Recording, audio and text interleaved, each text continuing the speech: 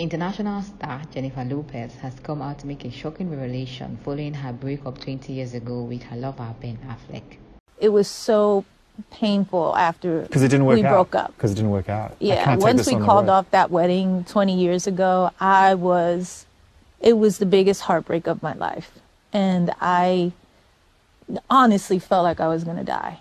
And it sent me on a spiral for the next 18 years where I just was, couldn't get it right. Couldn't get it right. But now, 20 years later, it does have a happy ending. It does. Which is crazy. It has the most would never happen in Hollywood ending. They would be like, that would never happen. So we're not going to write that because nobody would believe it ending.